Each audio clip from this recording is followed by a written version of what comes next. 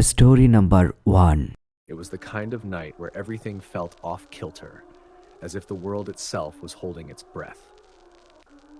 I had just moved into a quiet little neighborhood on the outskirts of town, eager to leave the noise of the city behind. The house was old, well, older than anything I'd ever lived in, and had a charm that was impossible to ignore, even if it creaked and groaned every time the wind blew through the trees in the yard. I loved it, though. It had character. I didn't know much about the previous occupants, but there was a rumor in the neighborhood about the place being haunted. Of course, I dismissed it as small-town superstition. People love to tell stories like that, don't they? Ghost stories, haunted houses, strange occurrences. These were the tales that filled idle conversations. No one ever mentioned anything specific, just vague references to the house being odd. I didn't give it much thought, not at first. I had enough on my plate just unpacking and settling into my new life. The first few weeks were peaceful. There were the occasional strange sounds, but I chalked those up to the house settling, the creaking floorboards, and the drafts. The atmosphere was heavy sometimes, but I figured it was just my imagination or the odd energy in the air from the past. Then, one night, everything changed. It was well past midnight when I was jolted awake by a soft knock on the front door. At first, I thought it was a figment of my imagination, just a dream pulling me from sleep. But the knock came again, louder this time, followed by a faint, raspy voice calling my name. "Hello? Is someone there?" I called out, feeling my heart pound in my chest. There was no answer, just an eerie silence, the kind that felt suffocating. I waited a moment, holding my breath. The knock came again, persistent and slow, like someone trying to wake me from a deep sleep. I sat up in bed, my body tense, a cold sweat creeping over my skin. I reached for my phone, my fingers trembling as I unlocked it. There was no sign of a missed call or message, and the time on the screen read 12:47 a.m. I glanced toward the window, but nothing seemed unusual. The house was still, the only light coming from the faint glow of the moon outside. Shaking off my nerves, I pulled myself out of bed and crept toward the front door. Every step I took felt too loud, echoing in the silence of the house. I pressed my ear against the door, listening carefully. There was nothing on the other side. No movement, no sound of someone standing there. I hesitated. Who would be knocking on my door at this hour? The neighbors? But they were all quiet, too quiet. It wasn't like them to come by unannounced, especially not in the middle of the night. I opened the door just a crack, peering out into the darkness. Nothing. No one was there.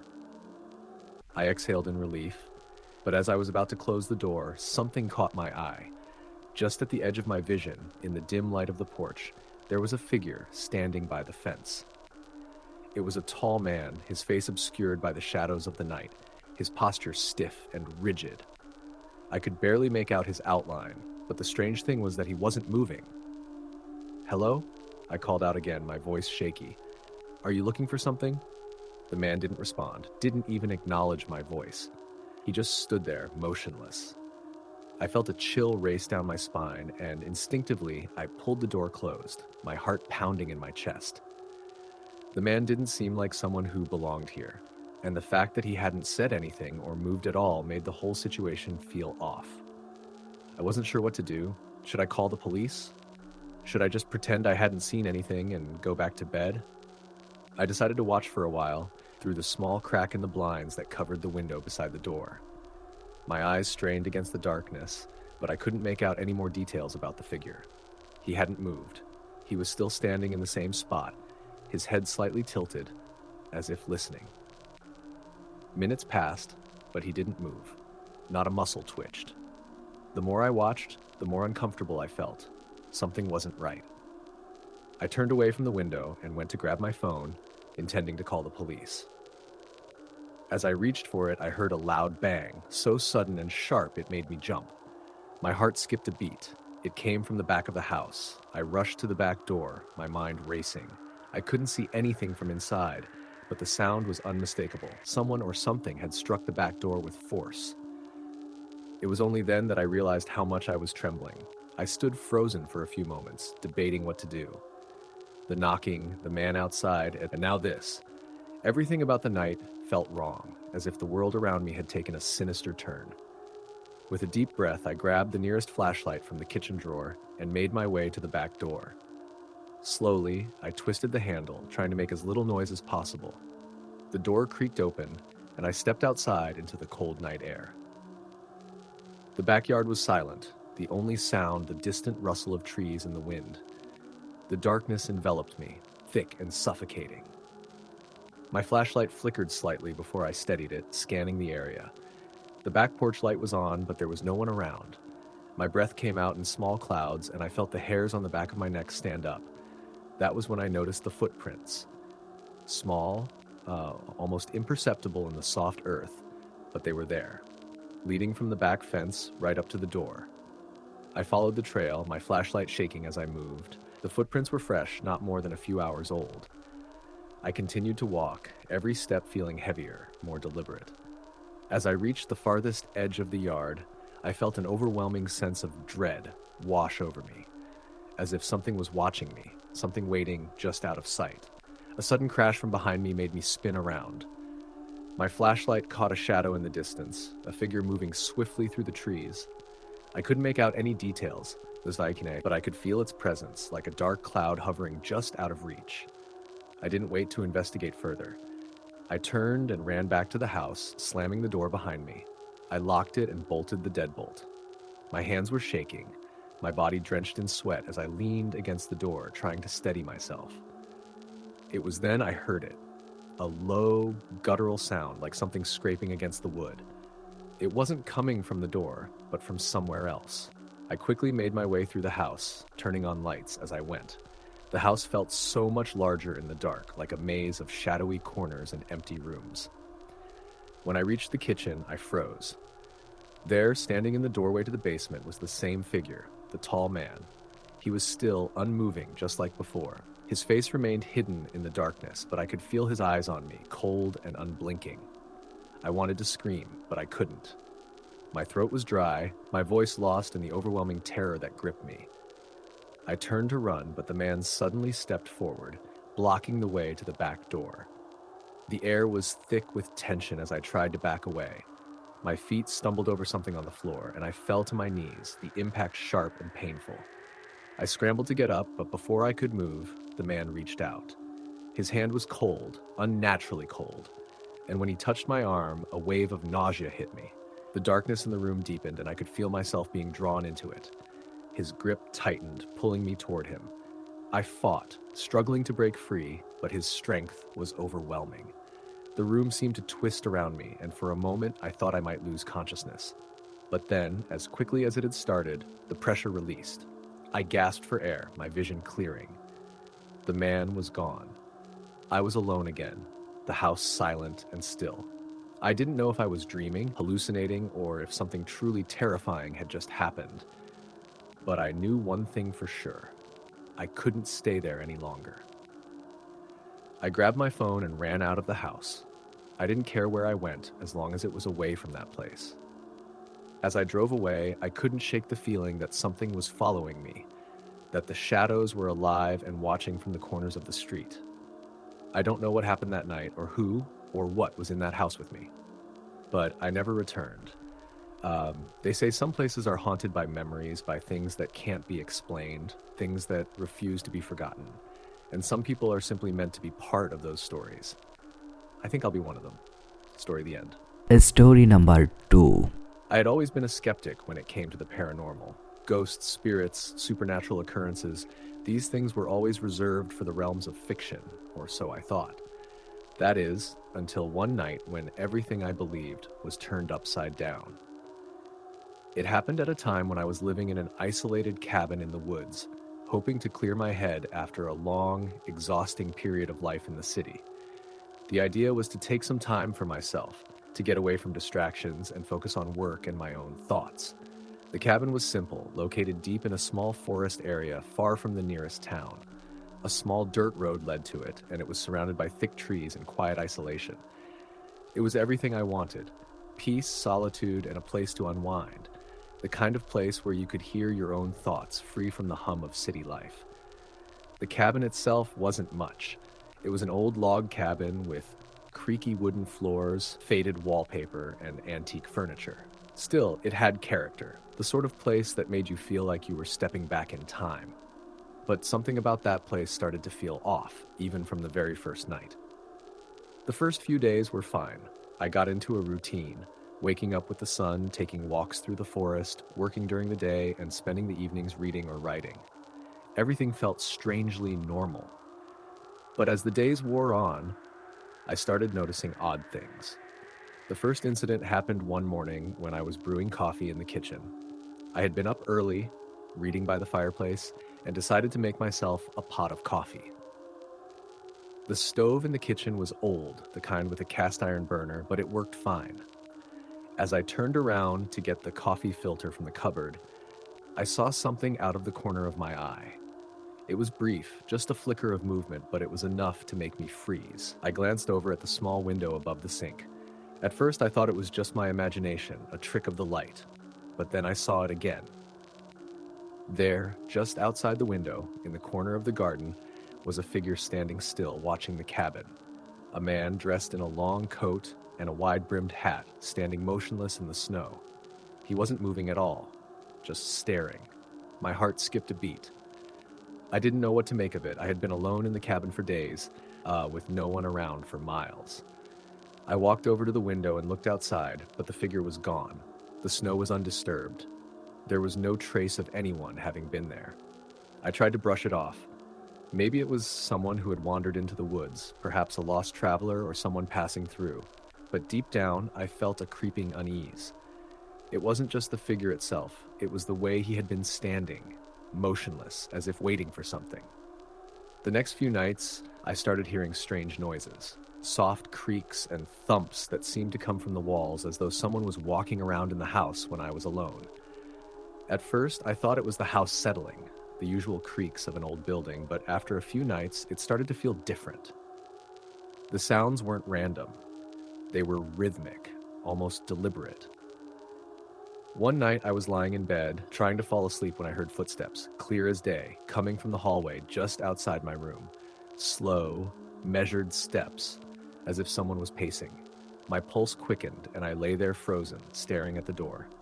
I knew no one else was in the cabin. I had checked every room before I went to bed. The footsteps continued for what felt like an eternity. I was too terrified to move, too frightened to make a sound. Finally, the footsteps stopped, and an eerie silence filled the room. I tried to tell myself that it was just the wind or the house settling, but deep down, I knew it wasn't. The next day, I tried to shake off the unease. I went for a long walk in the woods, hoping to clear my head. As I was walking along a narrow trail, I saw something that made my stomach drop. In the distance, standing in the trees, was the same man I had seen outside the window. The tall figure in the long coat and wide-brimmed hat. This time, he wasn't just standing there, he was walking toward me. My heart began to race, and I turned quickly to head back the way I came. I don't know why, but I felt like I had to get away from him. I didn't want to see him, didn't want him to see me. My mind was racing with questions. Who was he? Why was he here? And why did it feel like he was following me? I walked briskly back to the cabin, looking over my shoulder every few seconds to make sure he wasn't behind me. When I reached the cabin, I quickly locked the door and closed the blinds. My hands were shaking, and I could feel the panic rising in my chest. I had no idea who this man was, but there was something about him that terrified me. That evening, I was sitting in the living room, trying to distract myself with a book, when I heard a knock at the door. My blood ran cold. I froze, listening intently. The knock came again, 3 short raps, like someone was in a hurry to get my attention. My first instinct was to ignore it, to pretend I wasn't home, but something told me I couldn't just ignore it. I stood up slowly, my heart pounding in my chest. I walked to the door and peered through the peephole. My breath caught in my throat. There, standing in the dim light outside, was the man.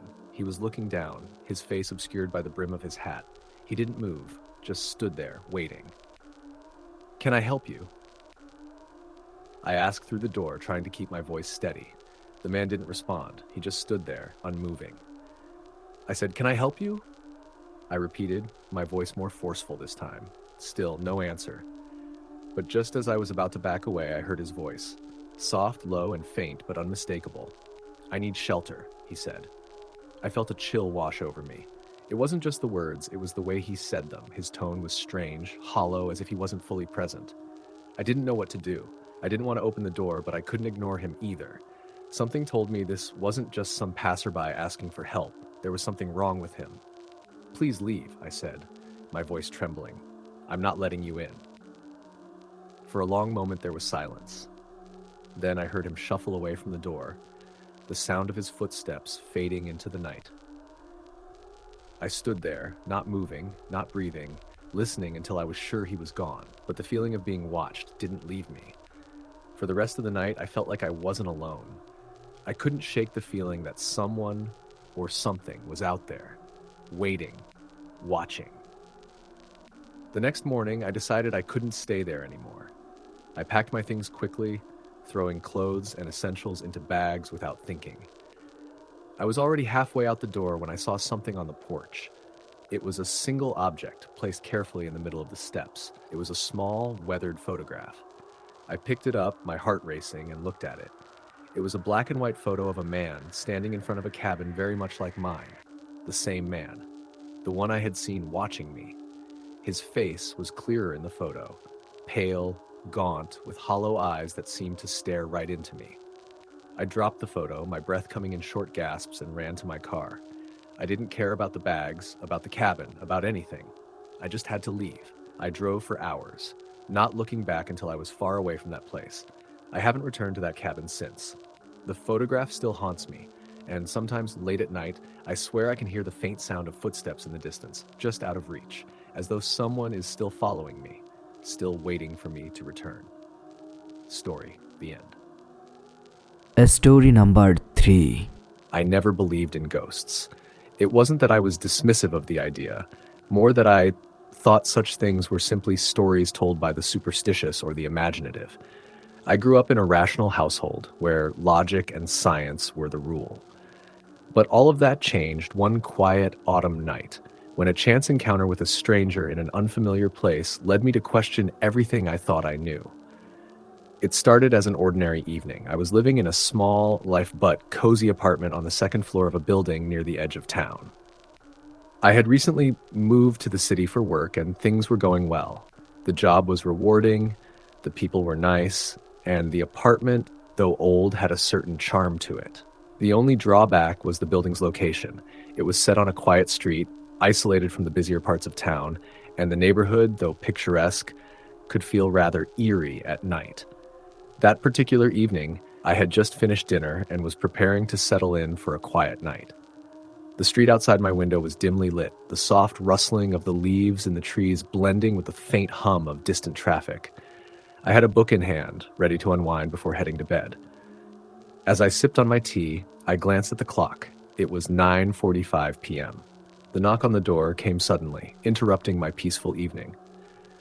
At first, I froze. I wasn't expecting anyone. Who could be knocking at this hour?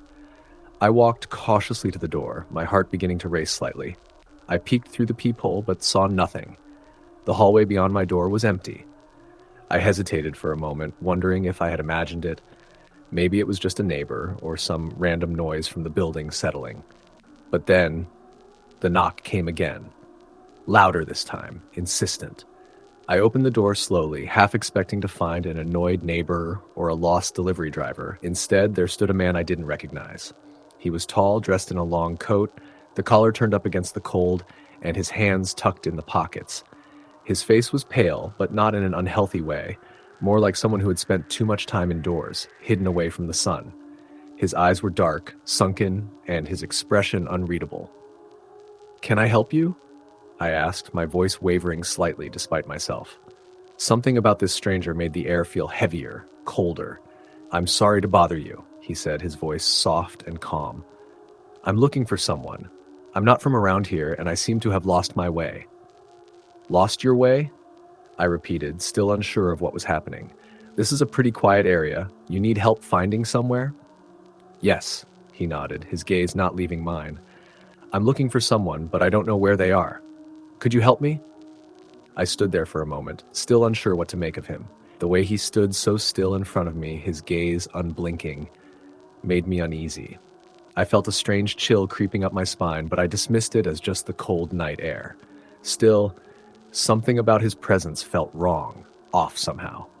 "Do you know their name?" I asked, trying to remain polite but starting to feel uncomfortable. The man didn't answer right away. Instead, he took a slow, deliberate step closer, his eyes fixed on me. My breath caught in my throat, and I instinctively stepped back. "I'm sorry," I said, my voice firmer now. "I can't help you. I don't know anyone in this building, and it's really late. Maybe you should try asking the landlord or—" Before I could finish my sentence, the man stepped forward, his hand moving out as if to reach for mine. But before he could make contact, I quickly pulled back, feeling a jolt of panic. "I'm not dangerous," he said quietly, almost too softly, like he was trying to reassure me. But his words only made me more uneasy. There was something wrong about him. His voice was too soft, too perfect, like it didn't belong to him. I couldn't explain it, but I knew, deep down, that I was dealing with someone or something that was not right. "I really think you should leave," I said, my voice trembling now. "I'm not sure what you're looking for, but I'm not the person to help you." Without another word, the man turned and walked away down the hallway. I stood there, rooted to the spot, watching him move slowly toward the staircase at the end of the corridor. His footsteps echoed through the silence of the building, but just as I was about to close the door, I heard him stop. I opened the door again, just a crack, to see what was going on. He was standing still in the middle of the hallway, facing away from me. I couldn't see his face, but his posture was rigid, unnatural, like a person frozen in place. What? What are you doing?" I called out, my voice shaky. The man turned his head ever so slowly, and when our eyes met, my heart skipped a beat. His expression hadn't changed, but his eyes, those dark, hollow eyes, seemed to pierce right through me. A chill ran down my spine, and I quickly slammed the door shut. For a long moment, I just stood there, staring at the door, trying to make sense of what had just happened. My breathing was shallow, my hands trembling as I leaned against the door, trying to gather my thoughts. I couldn't get his face out of my mind. I couldn't stop thinking about his eyes, those dark, empty eyes that seemed to stare into me as if he could see something deep within me. I tried to shake it off. Maybe he was just a strange person who had gotten lost, I thought. Maybe he was harmless, just a little odd. But then, the thought hit me. If he had gotten lost, why had he come to my apartment? Why me? That night, I barely slept. Every little noise seemed amplified. Every creak of the building, every gust of wind against the windows sent my heart into a frenzy. I kept telling myself I was overreacting, that I was just tired and imagining things. But something was off. I couldn't shake the feeling that I wasn't alone in the apartment. The next day, I woke up early, my mind still racing from the events of the night before. I tried to go about my day as usual, but I couldn't stop thinking about the man. The way he had stood in the hallway, the way his eyes had fixed on mine, unblinking and cold. I decided to call the landlord to ask if there had been any other reports of strange occurrences or if anyone had seen a man like that in the building. But when I dialed the number, the phone went straight to voicemail. I tried calling again, but this time, a strange thing happened. The voicemail greeting was different. It wasn't the same voice I had heard before, the one that answered when I called about the rent. This time, the message was distorted, as if something was off, echoing in a way that didn't feel natural. "I'm not the right one. No one here. Gone." The voice on the voicemail seemed to say, but the words were garbled and indistinct. I hung up the phone, heart pounding, and decided to leave the apartment. I needed fresh air, something to clear my head. I left, locking the door behind me and stepping out into the crisp autumn morning. The world outside was bright and peaceful, but the sense of unease clung to me like a heavy fog. I couldn't stop thinking about the man from the night before. He was a stranger, someone I had never seen before, someone I would never have expected to encounter. But the longer I thought about it, the more I realized something wasn't right. The building felt different somehow, like it was hiding something, something I was never meant to understand. And then I saw him again. The same man, standing across the street, staring at me with those hollow, unblinking eyes. He wasn't moving, just standing there watching me. This time, I didn't look away. I couldn't. I wasn't sure why, but I felt drawn to him as though his gaze was pulling me in. He tilted his head slowly, and for a brief moment, I thought he smiled. It wasn't a smile that made sense, though, more like a twisted reflection of one, a smile that didn't belong on a human face. I backed away slowly, my heart racing. I couldn't breathe. The world around me seemed to blur, and I felt a deep, overwhelming sense of dread washing over me. I didn't know who he was or what he wanted, but I knew, deep down, that he wasn't just a stranger. I turned and ran. I don't know how much time passed before I made it back to the safety of my apartment, but when I got inside, I locked the door and bolted the windows shut. I felt as though I was suffocating in the silence, as though the walls themselves were closing in on me. I never saw the man again after that day. But even now, when I'm alone in my apartment, I feel his presence. I hear his footsteps echoing in the hallway, feel his eyes on me even when I can't see him. I don't know what he was or what he wanted. I don't know if he was a ghost or something else entirely. But one thing is certain, he was real, and I'll never forget the feeling of his gaze. It's a memory that haunts me, one that I can never escape. Story, the end. Story number 4. It was a cold winter evening when I first saw him, the stranger at my door. I had just moved into a small apartment in a sleepy neighborhood on the outskirts of town. The place was cozy, though old, with creaky wooden floors and a faint smell of dust in the air. It had been a long, tiring week of unpacking, and I was finally settling in for a quiet evening. The snow outside was falling thickly, the world blanketed in white, and I couldn't remember the last time I felt so alone. The apartment had a history. I had done some research online before moving in, as any cautious person would. It was part of an old building built in the early 1900s, and while the building had been renovated, it still held on to its age-old charm. Original moldings, an antique staircase, and windows that creaked when the wind howled through them. The neighbors were few and far between, and the building itself felt like it had seen its fair share of history. When I first toured the apartment, I could almost hear the stories whispered by the walls, but I liked it that way. Peaceful, distant, and away from the chaos of the city. That evening, I had just finished cooking a simple dinner, the smell of garlic and fresh herbs wafting through the apartment as I sat down at the small kitchen table. I was exhausted, mentally drained from the week's work of moving, but the warmth of the meal and the soft glow of the overhead light were comforting. It was just what I needed. The knock came when I was halfway through my meal. It wasn't a gentle knock, like a visitor who had come to ask for directions or offer a friendly hello. It was firm, deliberate, like someone who had been standing outside for a while, waiting for me to hear them. I froze, the fork halfway to my mouth. The sound was sharp, jarring in the stillness of the apartment.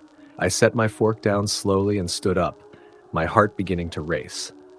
The knock came again, louder this time. I moved cautiously toward the door, my breath catching in my throat. My first instinct was to look through the peephole, but something stopped me. I felt an odd sense of unease, like I was being watched, not just from outside the door, but from all around the apartment. Still, I couldn't bring myself to ignore it.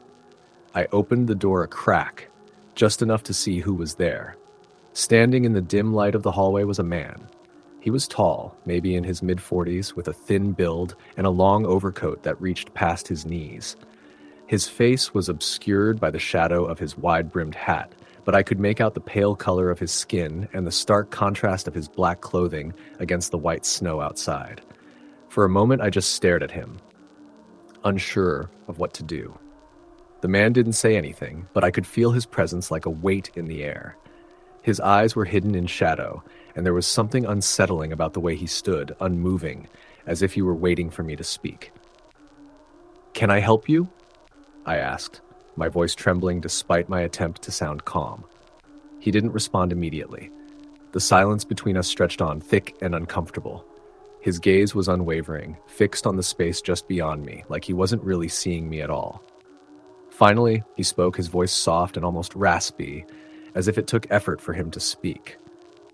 "I need to come in," he said simply, his tone devoid of urgency, almost cold.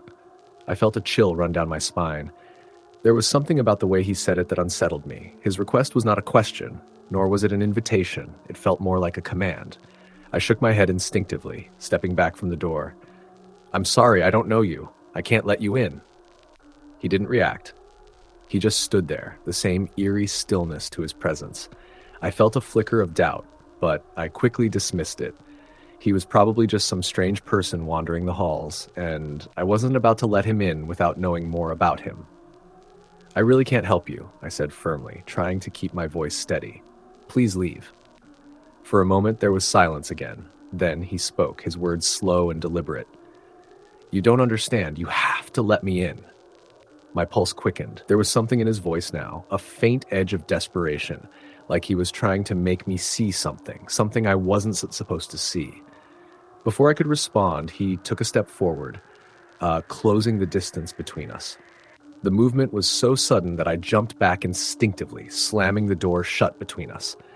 My heart was pounding in my chest, and I leaned against the door for a moment, trying to steady myself. What had just happened?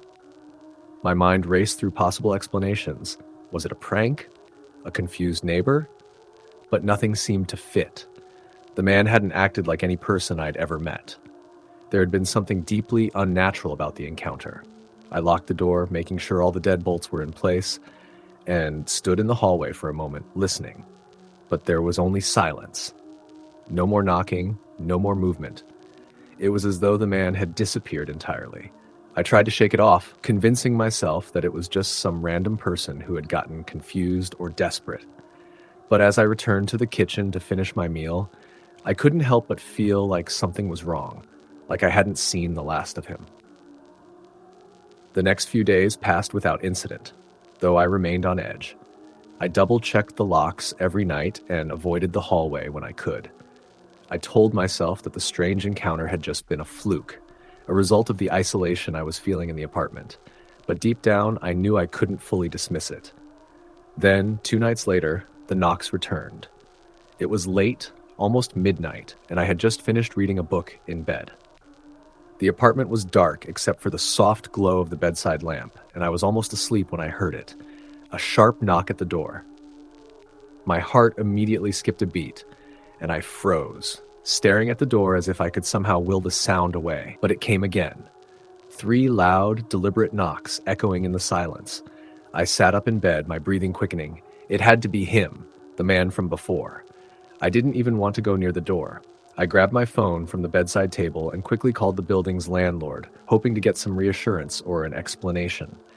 The line rang once, twice, then 3 times before an unfamiliar voice picked up. It wasn't the landlord. "Hello?" A deep voice answered, sounding distorted, almost static-like. I could feel my stomach tighten in fear. "Who is this?" The voice on the other end didn't respond immediately, and then came the words that made my blood run cold. "I told you. You have to let me in." I dropped the phone, scrambling out of bed. My hands were shaking uncontrollably, and my mind was reeling. How could he have known to call me? I hadn't given him any information. I had never even mentioned my phone number. I didn't wait around to figure it out. I grabbed my coat and shoes, bolted out the door, and fled down the stairs, not stopping until I reached the safety of the street. I looked back at the building, half expecting to see the man standing in the window staring out at me. But there was nothing. I didn't return to the apartment that night, or the night after. I stayed with a friend for a few days, trying to piece together what had happened. When I finally went back to gather my things, everything was as it should be. The door was locked, and there were no signs of anyone having been inside. But there was something different about the apartment. It felt colder, emptier, as though it were waiting for something, or someone. The last time I saw the man was a few days later. I was walking down the street, trying to clear my head, when I spotted him from across the road. He was standing still, his face now fully visible in the daylight. His pale skin, the deep shadows under his eyes, and the strange calmness of his expression sent a cold shiver through me. As I walked closer, he didn't move, he didn't speak, but I knew he was watching me, waiting for something. And then, without a word, he turned and disappeared into the shadows. I never saw him again. Story the end. Story number 5. I never thought much about ghosts. Sure, I had heard stories, whispers of haunted houses, eerie figures in the dark, and unsettling encounters that left people questioning their sanity. But I never truly believed in any of it. That was until I had an encounter with a stranger, that left me questioning everything I knew about the world. It happened 2 years ago, in the fall. I had just moved to a new city for work, eager for a fresh start. My apartment was in an older building, nothing fancy, but it was affordable and close to my job. The neighborhood was quiet, mostly lined with old brick buildings and empty streets after dark. There was something about the place that felt timeless, as if it had been forgotten by the modern world. One night, after a long shift at work, I was walking home. The air was crisp, the smell of damp leaves filling the streets. It was late, past midnight, and I was exhausted. The city had an eerie stillness at that hour, the kind that makes you feel like you're the only person left in the world. As I turned the corner onto my street, I saw someone standing under the streetlight near my building. At first, I thought nothing of it, just another late-night wanderer. But as I got closer, I noticed something was off. The figure was unnaturally still, almost as if they were frozen in time. It was a man, tall and thin, dressed in a dark coat that looked outdated, almost from another era. His face was obscured by shadows, but I could tell he was watching me. I felt an uneasy chill creep up my spine. There was no movement, no shifting of weight, no adjusting of his stance. He just stood there, like a statue. I forced myself to keep walking, telling myself it was just a strange coincidence. Maybe he was waiting for someone. Maybe he was just lost. But as I passed him, something strange happened. "You're late," he said, his voice low and hollow. I stopped mid-step, my heart pounding. "Excuse me?" I asked, turning to face him. But he didn't respond. He remained still, his face shrouded in darkness. A cold wind blew down the street, sending a shiver through me. "I think you have the wrong person," I said, my voice unsteady. Still, he didn't move. The silence stretched between us, thick and suffocating. Then, as if the words had taken a moment to reach him, he finally spoke again. "No," he said softly, "I don't." I felt the blood drain from my face. Every instinct in my body screamed at me to walk away, to get inside and lock the door. But I was frozen in place, my mind racing. Then, without another word, the man took a step back into the shadows. His movement was slow, deliberate, like something out of an old film played at half speed. And then, in the blink of an eye, he was gone. I stood there for what felt like an eternity, staring at the empty space where he had just been. My breath came in short, uneven gasps. I wanted to believe he had simply walked away, but the street was long and empty. There was nowhere for him to have gone so quickly. I forced myself to move, nearly sprinting to my apartment door. My hands trembled as I fumbled with the keys. Once inside, I locked the door behind me, bolting it shut. My heart was still hammering in my chest. Maybe I'd imagined it, maybe I was just overtired, but deep down, I knew that wasn't the case. For the next few nights, I tried to forget about the encounter. I convinced myself it had just been a random event, one of those weird moments that didn't mean anything. But the feeling of unease didn't go away. And then the knocking started. The first time, it was around 3 a.m., a slow, deliberate knock on my door. I jolted awake, my breath catching in my throat. My first thought was that it was my neighbor. Maybe they needed something. But as I lay there listening, I felt that same chill I had felt on the street. I didn't move. I just listened. Knock, knock, knock.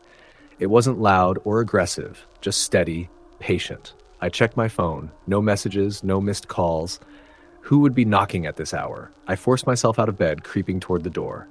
I peered through the peephole. Nothing. The hallway outside was empty. My stomach twisted with unease. I stood there for a long time, waiting, listening for any movement. But there was nothing. The next night, it happened again. Same time, same pattern. But this time, something was different. When I looked through the peephole, I saw him, the man from the street. He stood there, motionless, just beyond the door. I felt my blood turn to ice. His face was still obscured by shadow, but I could feel his eyes on me, watching, waiting. I backed away from the door, my pulse hammering in my ears. I grabbed my phone, dialing my friend Mark. "Mark," I whispered frantically. "Someone's outside my apartment." "Wait, what? Who?" he asked, groggily. "I don't know, he's just standing there." "Call the cops," Mark said, suddenly more awake. I swallowed hard, still staring at the door. But before I could move, the knocking stopped. Silence. I waited. Slowly, I crept forward and looked through the peephole again.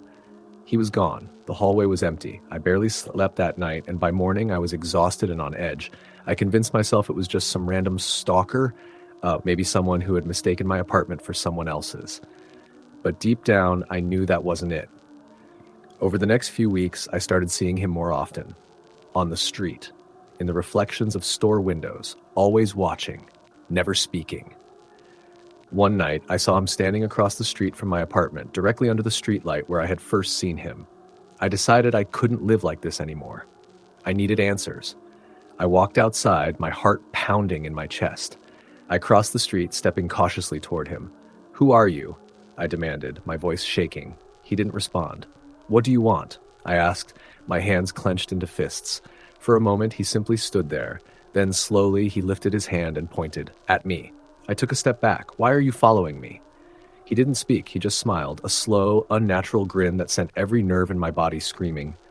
And then, right before my eyes, he faded. Not walked away, not turned. Faded. Like mist dissipating into the night air. I don't remember how I got back inside.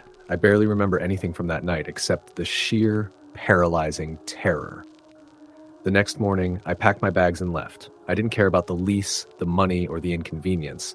I just knew I had to get away. I never saw him again after that. But even now, years later, I sometimes feel his presence.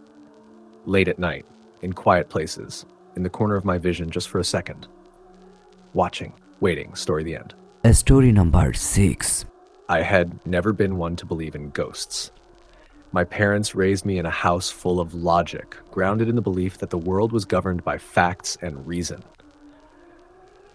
Ghost stories, the ones that made the rounds during Halloween or when friends would gather around a campfire, were always brushed off by me as nothing more than the product of overactive imaginations.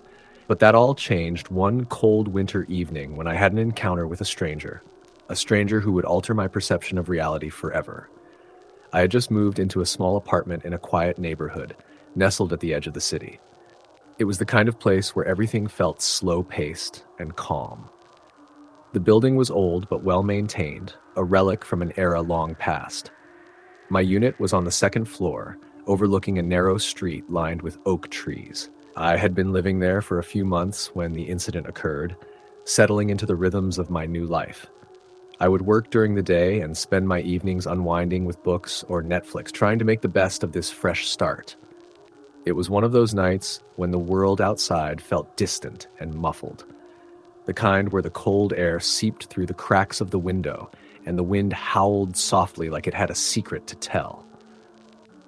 I had just returned home from work and was going through my usual routine of heating up leftovers and scrolling aimlessly through my phone when I heard the knock. It came at exactly 8:15 p.m., a sharp and precise sound that echoed through the quiet apartment like a sudden jolt. At first, I hesitated. Who could be at the door at this hour? I wasn't expecting anyone. The knocking came again, this time louder, more urgent. The odd thing was, it didn't sound like it was coming from my door at all. It was too faint, as if the person were standing further down the hallway. I glanced at the clock and then towards the door. I wasn't expecting visitors, not at this hour. I got up, my heart thudding louder in my chest with each step I took towards the door. I glanced through the peephole, but all I could see was darkness. No figure, nothing unusual. I felt my breath catch, and my skin prickled with an odd sensation. Something just didn't feel right. I opened the door slowly, peering out into the dimly lit hallway. There was no one there. I stood in the doorway, confused, my heart still racing.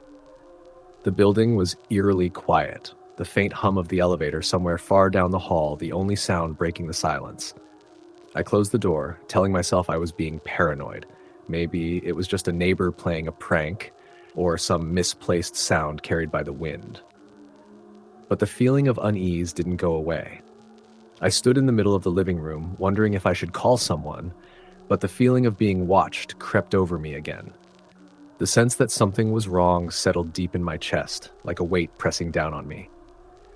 I moved closer to the window and glanced out into the street. The trees swayed gently in the wind, casting long shadows on the pavement, but there was no one in sight. That night, I had trouble sleeping. Every creak of the building, every gust of wind that rattled the window blinds made my heart race. I tried to dismiss it as nothing more than a stressful week, but I couldn't shake the feeling that I wasn't alone. The next day, I decided to go to work a little earlier than usual. I thought a walk would help clear my head, so I bundled up in my coat and scarf and left the apartment. The air was crisp, the streets empty. As I passed the old bakery on the corner, I noticed a man standing on the opposite side of the street, his face partially obscured by the collar of his coat. He wasn't doing anything suspicious, just standing there watching the world go by. Still, there was something about him that made my stomach twist. I walked a little faster, glancing back once, only to see that he hadn't moved. It was strange, but I tried to brush it off. After all, it was a quiet neighborhood, and people sometimes loitered in public places. But something about the way he stood there, motionless, his gaze fixed on something I couldn't see, unsettled me. I spent the rest of the day distracted, my mind drifting back to that encounter. I tried to convince myself it was nothing, just a random person out for a stroll, but the image of the man lingered in my thoughts. That night, the knocking came again. I was already in bed, reading when it started. A soft tap at first, followed by a few more. It wasn't loud, but the rhythm was unmistakable. Knock, knock, knock. It came from the door again, this time much clearer. My pulse quickened. I lay still, listening carefully. The knocking continued, but I didn't get up this time. Something about it felt different than the night before. It wasn't a prank. This was something more. I finally worked up the courage to leave the bed. My feet felt heavy as I slowly made my way to the door. I stood there, my hand on the doorknob, unsure of whether I should open it. The knocking had stopped, but I could feel a presence just beyond the door, waiting. With a deep breath, I opened it. Nothing. The hallway was as empty as it had been the night before, but this time I could feel something in the air. It wasn't just the absence of a person, it was a strange, oppressive stillness, as though the very atmosphere was holding its breath. I scanned the hallway for any sign of movement. Nothing. No one. But then I saw something that made my blood run cold. At the end of the hallway, just beyond the light, stood the man from the street. His back was turned, but I recognized the shape of him, the same coat, the same motionless stance. He didn't move, didn't acknowledge me. He just stood there as though waiting for me to come closer. My breath caught in my throat, and my body froze in place. I wanted to scream, to run, but my feet wouldn't move. He stood there like a statue, unblinking, his presence undeniable. It took everything in me to turn around and slam the door shut. My heart pounded in my chest and my mind raced to make sense of what I had just seen. How had he gotten there? Why was he there? I called my friend later that night, telling her everything that had happened. She didn't believe me at first, but after hearing the fear in my voice, she agreed to come over. She arrived shortly, bringing a sense of comfort with her, but as soon as she stepped into the apartment, she, too, felt the oppressive air. We stayed together for the rest of the night, the atmosphere thick with unease. The knocking never came again, but that wasn't the end of it. Over the following days, I began to see the man more often. At first, it was only in the early morning, standing outside on the street corner as I left for work. Then, it was when I returned home, his figure standing just beyond the shadows of the streetlights, watching me, always watching. Every time I saw him, my heart would race, and I would look away quickly, pretending I hadn't seen him at all. It became a regular occurrence, this strange, silent encounter. I never saw him close up, but I felt his eyes on me at all hours of the day. I started avoiding the windows, staying inside as much as possible. But no matter where I went, I always felt his presence lurking just beyond the corner of my vision. It was only after speaking to a neighbor that I learned the building had a history I had been unaware of when I first moved in. The building had once been the home of a family, but the father had disappeared under mysterious circumstances many years ago. People said he had vanished without a trace, leaving behind a wife and child who had never spoken of him again. No one knew what had happened to him, but whispers in the building suggested that the man still lingered, his spirit trapped somewhere between the past and the present. Whether it was the ghost of the missing father or something else entirely, I couldn't say. But I couldn't ignore the feeling that had settled into my bones, that unsettling sensation that someone was watching, waiting, just out of sight. I moved out of the apartment a few weeks later, unable to shake the feeling that the man was still there, still watching. I never saw him again after I left, but I often find myself glancing over my shoulder, wondering if he's out there somewhere, waiting for the next person to come home. Story the end. Story number 7. I woke up to the sound of my phone vibrating on the nightstand. It was the middle of the night, the kind of silence that fills the room with an eerie sense of isolation, broken only by the soft hum of the refrigerator downstairs. I rubbed my eyes, feeling the sleep fogging my thoughts, and reached for the phone. The screen lit up with a message from an unknown number. Meet me at the old gas station by the highway. Midnight. Alone. I stared at the words for a few moments, blinking as if doing so would somehow change the strange message. It didn't make any sense. I didn't know anyone who would send something like that, and the old gas station had been abandoned for years. It was an eyesore, sitting there, surrounded by tall weeds and rusting signs. People around here used to joke about the place being haunted. But who would meet there at midnight? Alone? I didn't even know how they got my number. I turned the phone over in my hands, wondering if I should respond. But something about the message felt off. It wasn't a scam, not like the usual texts I got from strange numbers. It felt personal. A chill crept up my spine. I thought about just deleting it, but instead, I typed back. Who is this? There was a long pause, just enough for me to start thinking it was a prank before the phone buzzed again. Come alone, I'll be waiting. I froze. My heart started racing. The hairs on the back of my neck stood up. It wasn't just a strange message anymore. It felt like something more. My mind spun as I wrestled with the decision. What was I supposed to do? Ignore it and go back to sleep? Or go and see who was behind this bizarre invitation? I'm not the type to get involved in strange things, but curiosity got the better of me. Maybe I would go just to see who was behind this. It was probably a prank. I convinced myself of that as I threw on a jacket, grabbed my keys, and drove toward the highway. The drive felt long, despite the short distance. The dark streets were nearly empty, save for the occasional stray car passing by. I kept my eyes glued to the road, but there was a feeling that tugged at my chest, like I wasn't alone, even though the car was completely empty. The streetlights were flickering intermittently, casting long shadows across the road. I couldn't shake the sensation that someone was watching me. Finally, I turned onto the road that led to the gas station. As I approached, I saw the familiar crumbling structure ahead, bathed in the dim light of the few street lamps that were still working. The old gas station was set back from the road, its pumps long abandoned, and the small convenience store next to it had been boarded up for years. The windows were covered with plywood, and the broken sign swayed slightly in the wind.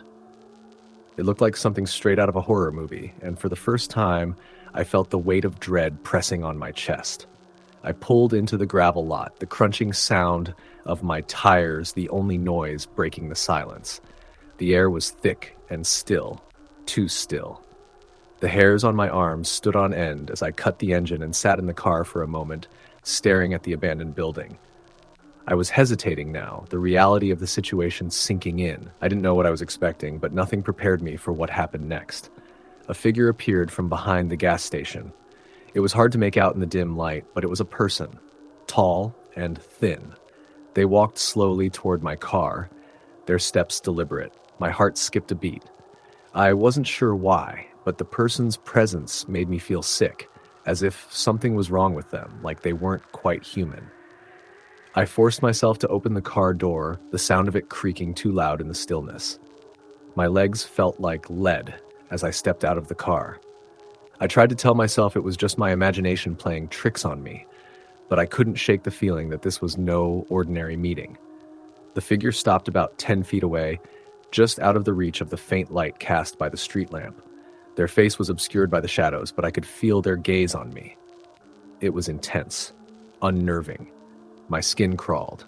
"Who are you?" I asked, my voice sounding much weaker than I wanted it to. The figure didn't answer at first. Instead, they just stood there, silent. I felt a shiver run down my spine. A cold breeze swept through the lot, making the hair on my neck stand even taller. The person moved closer, slowly, like a predator circling its prey. And then they spoke, their voice low and raspy. "You should not have come here." I felt the blood drain from my face. My body froze as the words hit me, the weight of them pressing in on me like a physical force.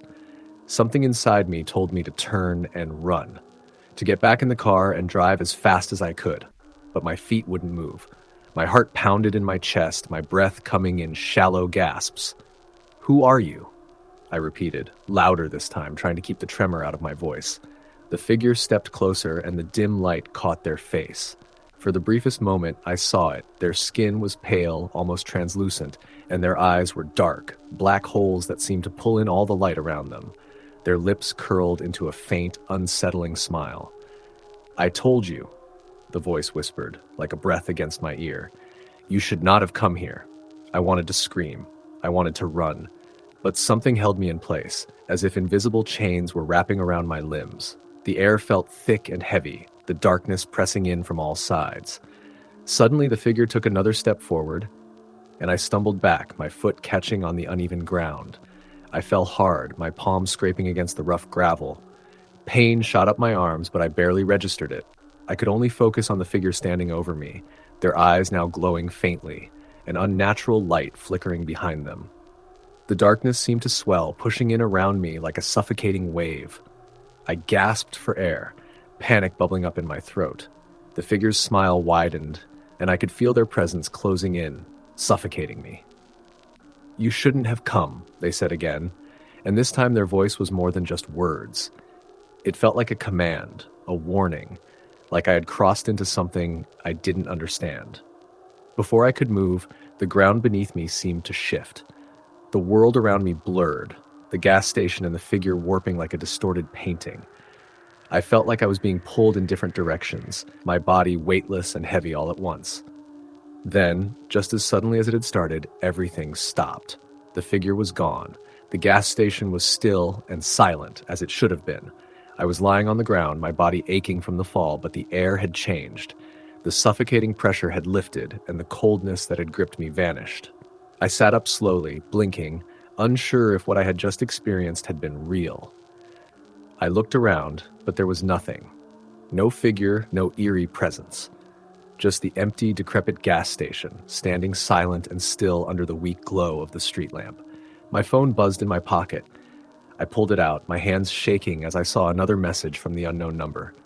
"Don't come back." I didn't know what to make of any of it, but one thing was clear. Something was out there, waiting, and it didn't want me to return. I didn't waste any time. I stood up, my legs unsteady, and I rushed back to the car, slamming the door behind me.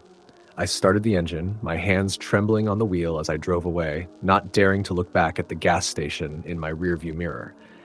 I never went back to that place, and I never heard from the stranger again. But sometimes, when the night is quiet and the air is still, I feel a strange sensation, the feeling that something is watching me, waiting for me to make a mistake. And I know, deep down, that if I ever go back, it will be too. Story number 8. It was a cold winter evening when I first encountered the stranger. I had moved into an old house on the outskirts of town a few months prior, eager to escape the noise and chaos of city life. The house itself was nothing special, an old Victorian home, long abandoned and in need of some love. But I was drawn to its charm, its history, and the quiet that came with living in a small, secluded neighborhood. At first, everything seemed fine. I spent my days cleaning and making repairs, trying to make the house feel like home. It was peaceful, almost too peaceful. But then, as the days grew shorter and the nights colder, I began to notice things that unsettled me. It started with the small things, whispers in the dark, the sensation of being watched when I was alone, strange noises at night that I couldn't explain. I told myself it was just my imagination, that the house was simply settling after years of neglect. But as time went on, the feelings grew stronger, more persistent. One night, around midnight, I was sitting on the couch in the living room, reading a book. The wind howled outside, rattling the windows, and the house creaked in protest.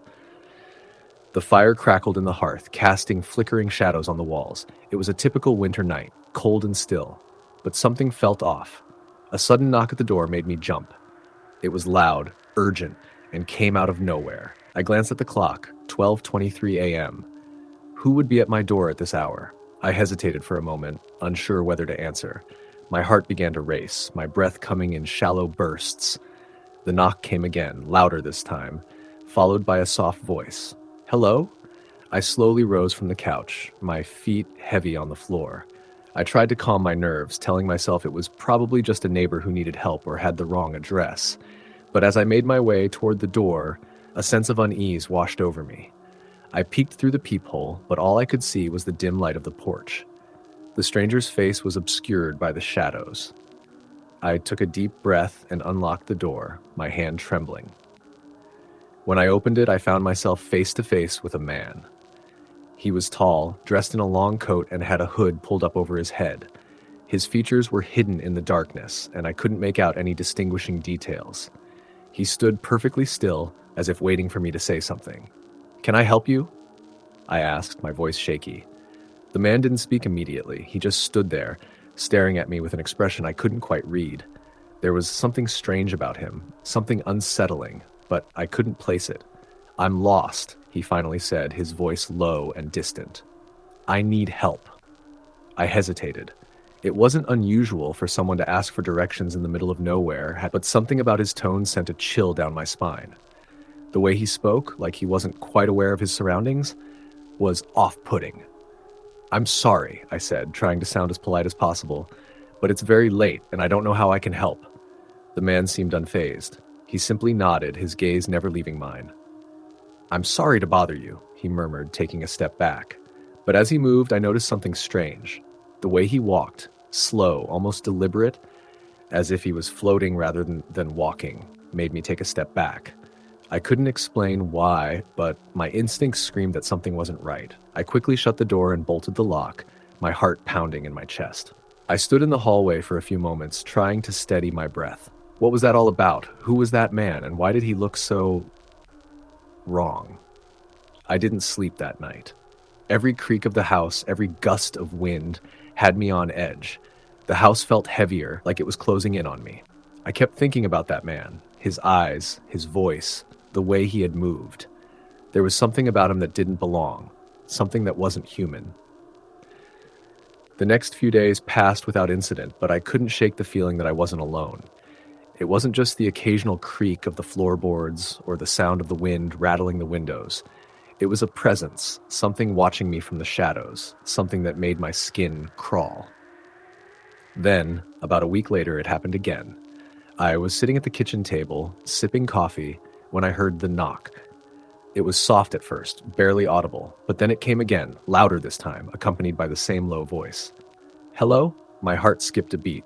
I knew that voice. It was the same man. I rushed to the door, but this time I didn't open it. Instead, I pressed my ear against the wood, trying to listen. The man spoke again. "I need help, please." I stayed frozen, my breath shallow, unable to move. The man's voice sounded desperate, pleading, but there was something wrong in the way he said it. It didn't sound human, not entirely. It was as if something else was speaking through him, something that didn't belong. I stepped back from the door, my mind racing. Should I call the police? Should I confront him? What if he was dangerous? I didn't know what to do, but I couldn't stay in that house any longer. I needed to leave. I grabbed my coat and rushed outside, hoping to catch a glimpse of the man. But when I stepped onto the porch, there was no one there. The yard was empty, the trees swaying in the wind, and the road was deserted. It was as if the man had never been there at all. I stood there for a few moments, trying to make sense of what had just happened. Maybe I had imagined it, I thought. Maybe I was just overtired or stressed from the isolation. But as I turned to go back inside, I noticed something strange. The ground was covered in snow, and there were no footprints leading up to the door. Nothing. As if the man had never been there. I spent the rest of the night with every light in the house on, unable to shake the feeling that I was being watched. The house felt suffocating, and I kept hearing strange noises from the hallway, soft whispers that I couldn't explain. I tried to dismiss them, but the unease only grew stronger. The next morning, I decided to take a walk to clear my mind. The sun was weak, just a pale light against the gray sky, and the cold air nipped at my skin. As I walked down the road, I noticed something strange. There was a house not far from mine, one I hadn't seen before. It was old, with broken windows and overgrown vines creeping up its walls, but the strangest thing was the figure standing in the front yard. It was the same man. He stood motionless, staring at me from across the distance. His face was hidden by a wide-brimmed hat, and his long coat billowed in the wind. I could feel his gaze on me, even though I couldn't see his eyes. I turned quickly and rushed back to my house, my heart pounding in my chest. I didn't stop until I was safely inside, the door locked behind me. But the man's presence lingered in my mind, like a dark cloud hanging over me. That night, the knocking came again. But this time, it wasn't at the door. It was at the window. I hesitated for a moment, unsure whether to look. But curiosity got the better of me, and I slowly moved toward the window. When I peeked through the blinds, my blood ran cold. There he was, standing in the yard, just outside my window. His face was still hidden, but I could see the outline of his figure, the long coat swirling in the wind. I stumbled back, my breath coming in short gasps. What did he want? Why was he doing this? I couldn't take it anymore. I had to get out of that house. I packed a bag, grabbed my phone, and ran out the back door, not looking back. I didn't care where I went, just as long as it was away from that house, away from the man who had been haunting me for days. I never returned to that house. I never found out who the man was or why he had come to my door. But I know this, he wasn't human. He was something else, something that belonged in the shadows, waiting to be discovered.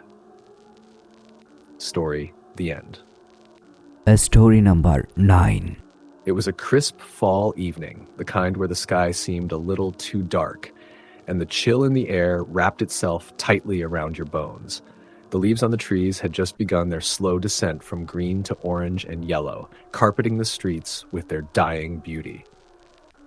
I had just gotten off a late shift at the diner, exhausted from the rush of the dinner crowd, my feet sore from hours of standing. I'd been looking forward to getting home, putting my feet up, and unwinding with a hot cup of tea. The drive home was quiet, but my thoughts were anything but. I lived on the outskirts of town, away from the bustling center where the neon lights never seemed to dim. The area I drove through was always calm at night, the houses few and far between, their yards filled with thick, dark trees that seemed to stretch into eternity. The road was lonely, mostly used by those who lived further out or by travelers passing through. There was a stretch about 5 miles from my apartment that always seemed unnervingly quiet.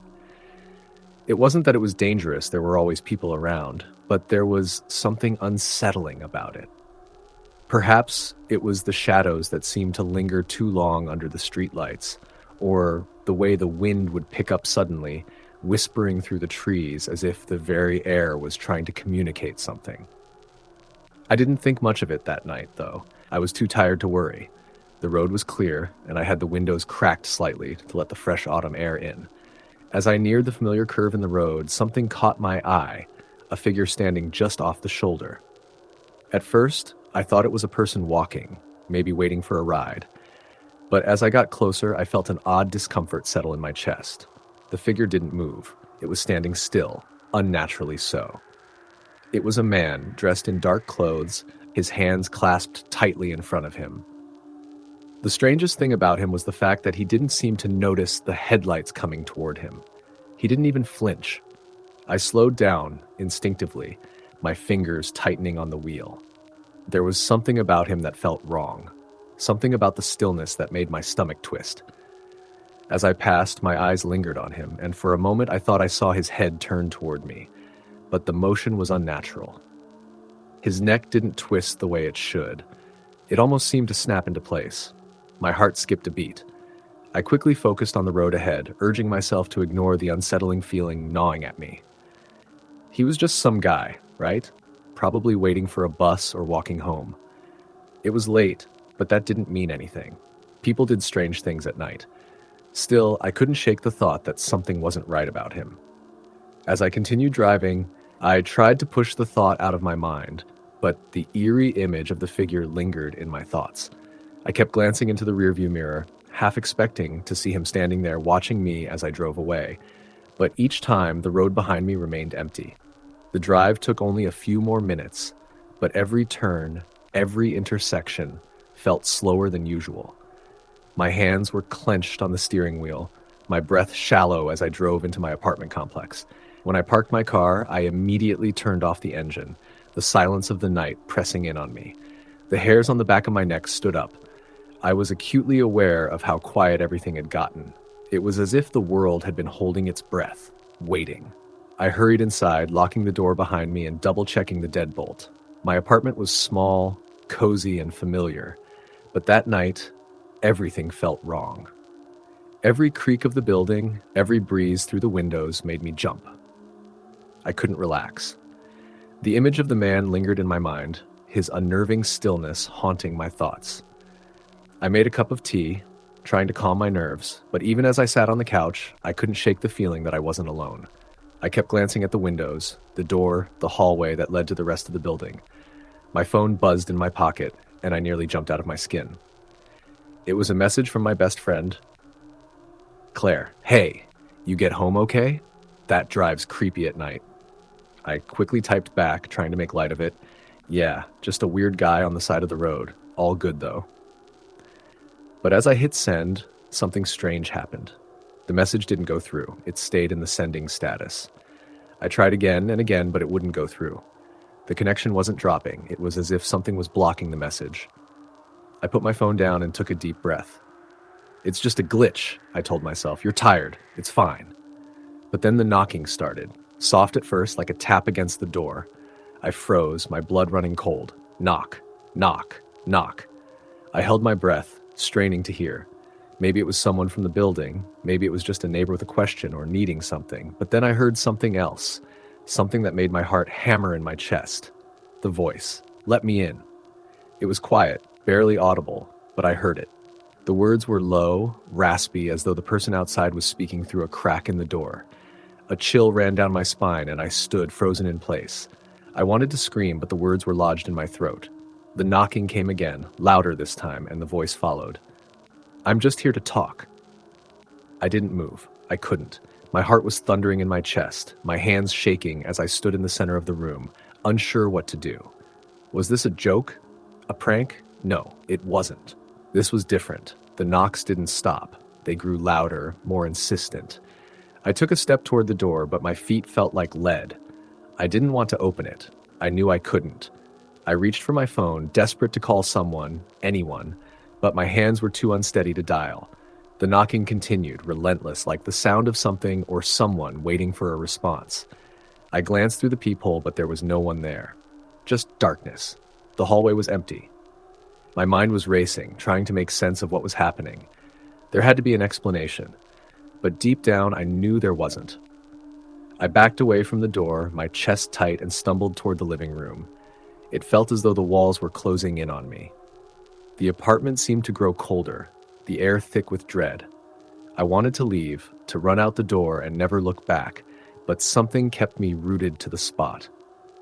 I didn't hear the knocking anymore, but I didn't dare move. I stood there for what felt like hours, waiting for the next sound, the next sign of whatever or whoever was out there.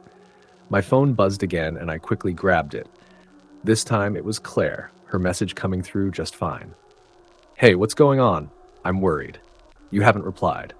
I quickly typed back, my fingers trembling. "There's someone outside. I don't know what to do."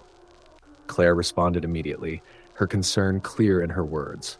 "Call the cops, right now." I was about to dial 911 when I heard it again. A voice, clearer this time, louder. It was coming from inside the apartment.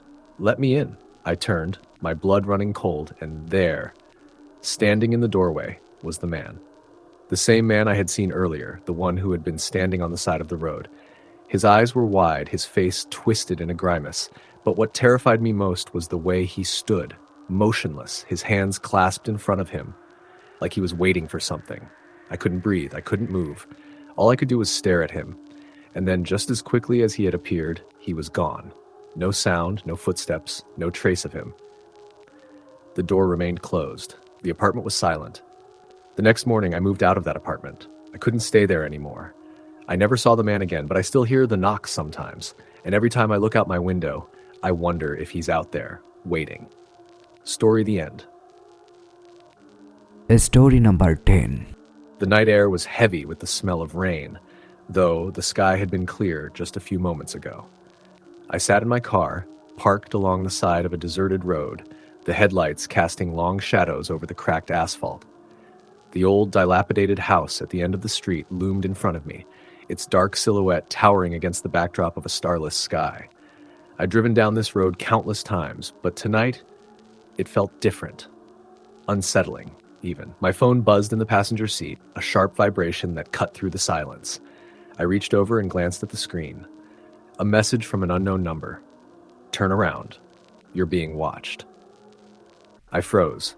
My thumb hovered over the screen, my heart pounding in my chest. The message was short, direct, and chilling.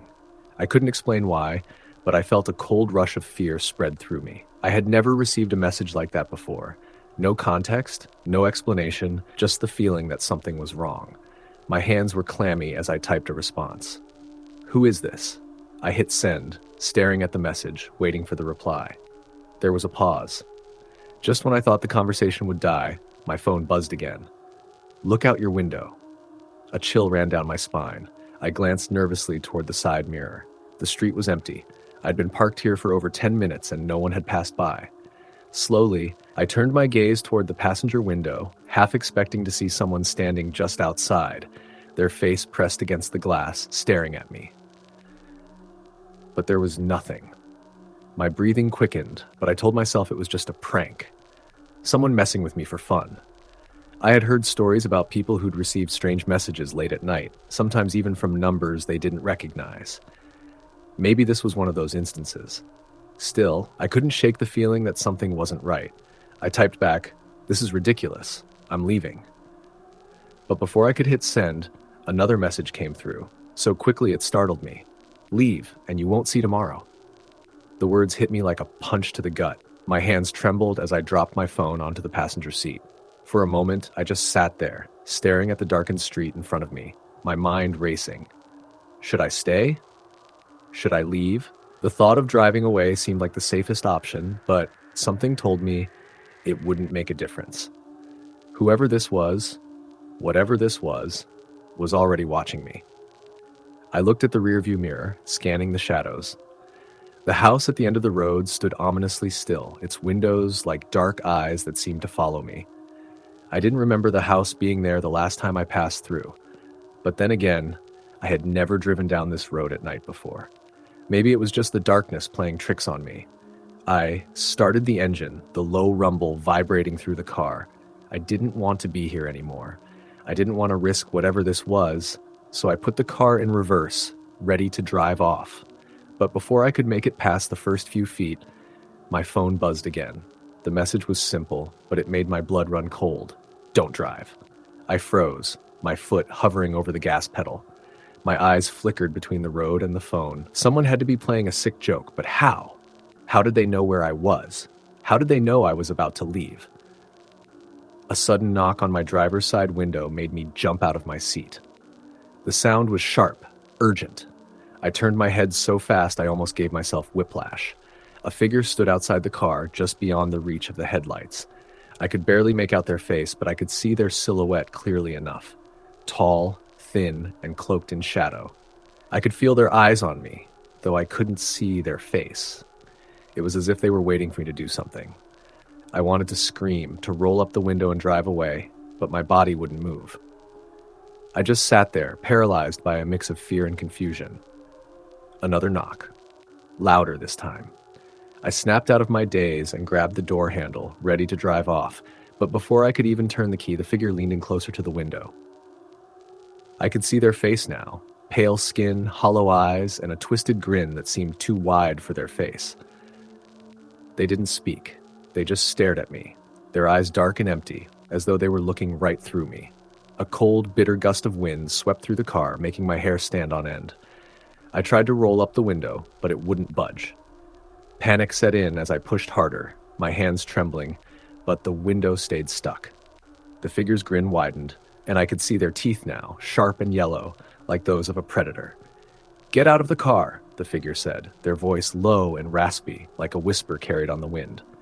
The words seemed to come from everywhere, all at once. I didn't think, I just reacted. With a shaky breath, I slammed the car into drive and floored the gas pedal, speeding down the road. The headlights flickered as I sped past the darkened house, my heart racing in my chest. For a moment, I thought I was in the clear, that I had escaped whatever this was. But then I looked in the rearview mirror.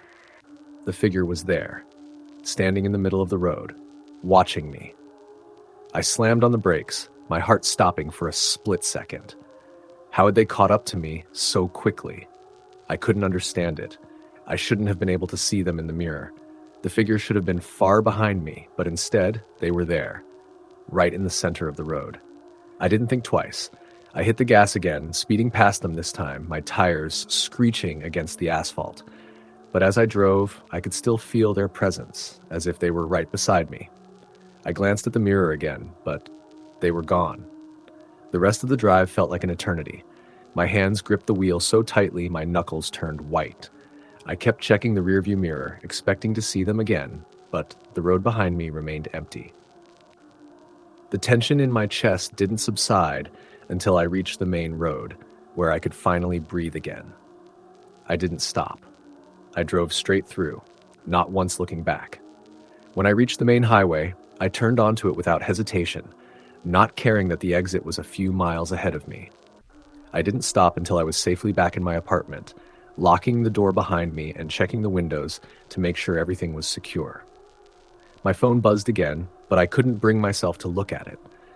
The message had stopped coming after I left, but I didn't want to risk it. I didn't want to know what else might be waiting for me. That night, I barely slept. Every creak of the floorboards, every gust of wind outside my window had me on edge. I kept expecting the figure to appear at my door, or worse, in my bedroom, waiting to finish whatever they had started. The next morning, I checked my phone. There were no new messages, no calls, but when I scrolled through the texts, I noticed something strange. The first message, the one that had started everything, was gone. The one that told me to turn around, gone. I checked my other messages, the ones I had received before this encounter, but everything seemed normal. It was like that message had never existed at all. Maybe I had imagined it, I thought. Maybe it had all been a nightmare. But I knew deep down that it hadn't been. The figure, the voice, the fear, it was all too real. And I knew without a doubt that I hadn't escaped. I had only delayed the inevitable. Story the end. Story number 11. It was an ordinary evening in late October when I first encountered the stranger at my doorstep. I had recently moved to a quiet, rural town, hoping for a fresh start after a difficult breakup. The house I rented was old, built in the 1800s, with creaky floors and an eerie charm that seemed to draw in the chill of the surrounding woods. The house was situated on the edge of a narrow, winding road with nothing but trees and fields stretching out for miles in all directions. To say it was secluded would be an understatement. It was the kind of place that felt haunted by its very history. The first few days passed uneventfully. I unpacked my belongings, cleaned the dusty corners, and began to make the place feel like home. But despite my best efforts, there was something unsettling about the house. It wasn't just the groaning of the old wooden beams or the creaking of the floorboards under my feet. It was the silence, the oppressive quiet that clung to the house like a heavy fog, as if the walls themselves were holding their breath. One evening, a few days after I'd settled in, I decided to take a walk. The sun was beginning to set, casting long shadows across the field that lay beyond the house. I could hear the distant rustling of the trees, and the faint chirping of crickets filled the air. It was peaceful, almost too peaceful. I walked for about a mile down the road, passing by several small houses, each one spaced far apart from the next. No one was out, and the whole town seemed deserted, as though the world outside had faded away. When I returned to the house, the light in the living room flickered briefly before going out. I frowned, but didn't think much of it. The house was old, and the wiring wasn't exactly up to modern standards. I went inside and set down my things, but the silence had grown thicker, more palpable, like something was waiting just beyond the edge of my awareness. I made myself dinner, a simple meal of pasta, and settled in to watch some TV. But as the night wore on, I felt an increasing sense of unease. The hairs on the back of my neck stood up, and I kept glancing over my shoulder as though expecting someone or something to be standing in the doorway. I told myself it was just nerves, but the feeling of being watched only intensified. It wasn't until later that night, around 11:30 p.m., that things took a turn. I was sitting on the couch, scrolling through my phone, when I heard a knock at the door. 3 sharp raps. I froze, my heart skipping a beat. Who could it be at this hour? I went to the window and peeked outside. There was no one in sight. The porch was empty, the trees casting long shadows across the yard. I waited, wondering if I had imagined it, but then it came again. Another knock, louder this time. I hesitated for a moment before walking to the door. My mind raced with possibilities. Could it be someone who had gotten lost, a neighbor in need of help? I opened the door cautiously, my hand resting on the doorknob, but when I swung the door open, there was no one there. I stepped outside looking around, but the porch was empty. I felt a chill run down my spine. It was as though the air itself had grown colder, thicker. I could almost hear the trees whispering in the distance. I shrugged it off, telling myself it was probably just someone playing a prank. Maybe a kid from the nearby town trying to spook the new neighbor. I went back inside and locked the door behind me, but as I turned to head back to the living room, I heard it again. This time it was softer, almost like a whisper, but it came from directly behind me. "Hello?" I whipped around, my heart racing in my chest, but there was no one there. I stood frozen, trying to make sense of what had just happened. The voice wasn't loud, but it had been so close, so clear. It was a man's voice, low and hushed, as if he were standing just inches away from me. I don't know how long I stood there, staring at the empty hallway, before I finally found the strength to move. My legs felt like lead as I slowly made my way back to the couch. I turned on all the lights in the living room, trying to convince myself it was nothing.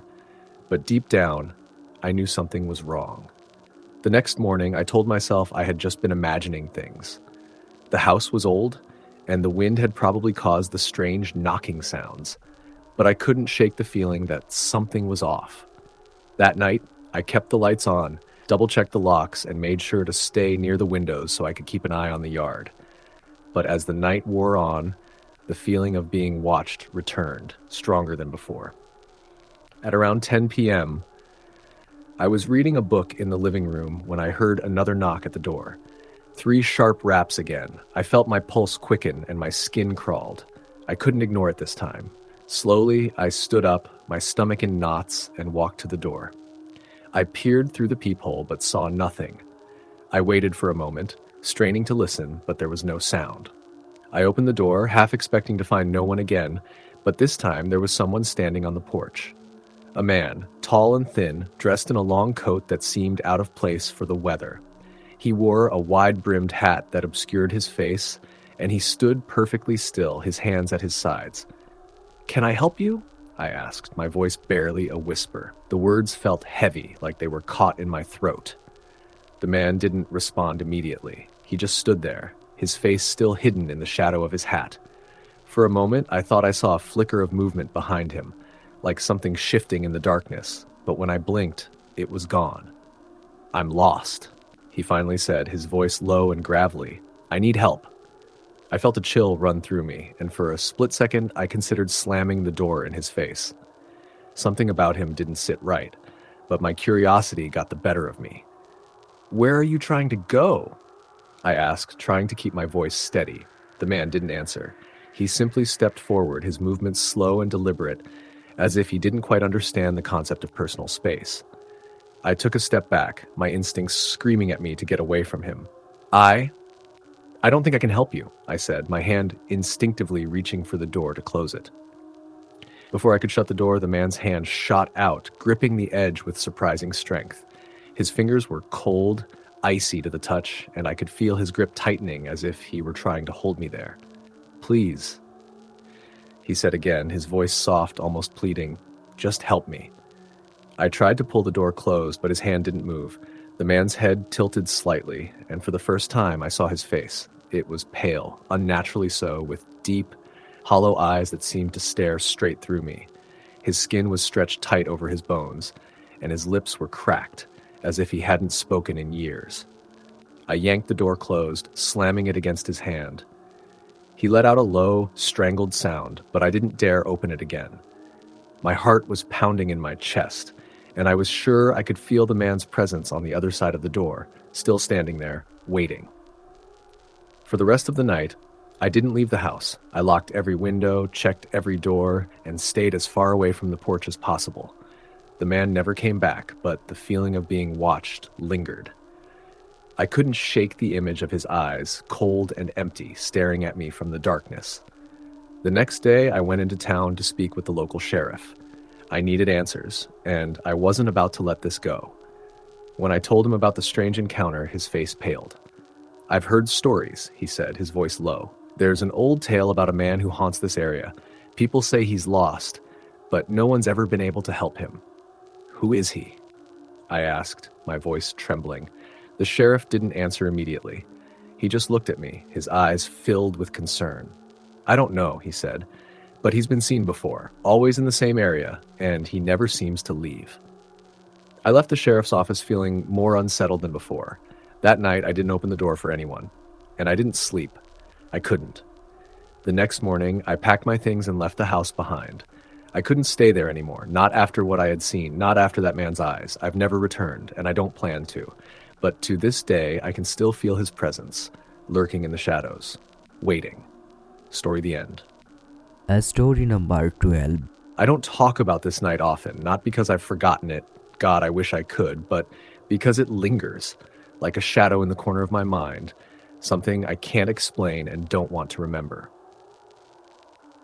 It happened when I was 24, just a few years ago. I was living alone in a small, rundown apartment in a quiet neighborhood. It wasn't a bad place, but it had that eerie, abandoned feel at night. The kind of place where footsteps echo too long in the hallways and the streetlights outside flicker a little too often. I worked late shifts at a local diner and usually got home around midnight. That night was no different. I remember stepping off the bus, pulling my jacket tighter around me as the wind cut through the trees. It was colder than usual for early fall, and the streets were dead silent. No cars. No people. Just the soft hum of the streetlights and the distant sound of a dog barking somewhere. My apartment building was old, 3 stories high, with a single entrance leading into a dimly lit hallway. I lived on the 2nd floor, in a corner unit overlooking the alley. I climbed the stairs, my footsteps echoing louder than I expected. Something about the quiet unnerved me that night, though I couldn't say why. I unlocked my door, stepped inside, and immediately felt it, the heavy stillness in the air. I've never been one to scare easily, but the silence of my apartment felt different. Not comforting. Not normal. Just off. I shook the feeling off and went through my usual routine, dropped my keys on the counter, took off my jacket, turned on the TV for background noise while I heated up leftovers. The flickering screen cast a dull glow across the small living room, and for a while, everything seemed fine. Until the knocking started. It was soft at first, just a faint tap, tap, tap against my front door. I almost didn't hear it over the TV. I paused, my fork halfway to my mouth. My stomach twisted slightly, that primal part of my brain telling me something wasn't right. I glanced at the door. Tap, tap, tap, tap. 3 steady knocks. Not hurried, not hesitant, just waiting. I frowned, setting my plate down. It was nearly 1 a.m. Who the hell would be knocking at my door this late? I stood, moving cautiously toward the door, pressing my ear against it. Silence. I hesitated before checking the peephole. The hallway outside was dimly lit by the single flickering bulb near the stairwell. But there, standing just outside my door, was a man. He was tall, thin, and dressed in a dark coat that looked too long for his frame. His face was obscured by the shadow of the hallway, but I could see enough. His skin was pale, almost sickly, and his eyes, they were wrong. Even through the peephole, they looked hollow, like he wasn't really seeing me, just staring. I didn't recognize him. He wasn't a neighbor, wasn't someone from the building. I didn't open the door. Instead, I called out, "Who is it?" Silence. For a moment, I thought maybe he hadn't heard me. Maybe he was just some confused drunk who knocked on the wrong door. Then finally, he spoke. His voice was quiet, almost too soft to hear. "Let me in." My blood ran cold. There was no emotion in his voice, no urgency, just those 3 words, flat and empty. I gripped the doorknob instinctively, making sure it was locked. My heart pounded in my chest. "You have the wrong apartment," I said, trying to keep my voice steady. A pause. Then another knock. Tap, tap, tap. Slow, rhythmic, patient. I stepped back from the door. Every instinct in my body told me not to open it, not to look any longer. Something was very, very wrong. I grabbed my phone and quickly texted my friend Mark, who lived a few blocks away. "Someone's outside my door, won't leave." Mark replied almost instantly. Call the cops. I hesitated. Was I overreacting? Maybe. But every nerve in my body screamed at me that I wasn't. I didn't call the cops. Not yet. Instead, I went back to the peephole, and my stomach dropped. The man was closer now, his face just inches from the door, staring directly into the peephole, as if he knew I was looking. His skin looked almost translucent in the dim light, and his lips curled into the faintest hint of a smile. Then he whispered something. I couldn't hear it at first, so I strained my ears. He whispered again. Please, let me in. It wasn't a request. It wasn't a plea. It was something else. Something wrong. I stumbled back, my breath coming in sharp gasps. That was it. I was calling the cops. I turned, grabbing my phone, but as soon as I started dialing, the knocking stopped. The silence that followed was worse than the knocking. I stood there, frozen, my phone pressed to my ear as the dial tone rang. Then, with a sinking feeling, I realized something. The apartment was too quiet. The TV was off. The hum of the fridge gone. Even the street noise outside had disappeared. It was as if the world had gone completely still. I turned slowly back to the door. He was gone. The hallway outside was empty. No sign that anyone had been there at all. I didn't sleep that night. I kept every light on, every lock checked and double-checked. Mark came over, staying until the sun rose, but I didn't tell him everything. I didn't tell him about the way the man's eyes had looked, black pits that seemed to swallow the light. I didn't tell him about the silence, how everything had just stopped. I tried to convince myself it was just a weird encounter, a late-night prank, a hallucination from exhaustion. But then a week later, I found something. It was early morning and I was heading out for work. As I stepped into the hallway, my eyes drifted to my door, and I saw them, faint but unmistakable. 3 long, deep scratches carved into the wood, as if someone had tried to claw their way in. I moved out the next month. I never saw him again. But sometimes, late at night, when everything is too quiet, I still hear it. Tap, tap, tap. Story the end.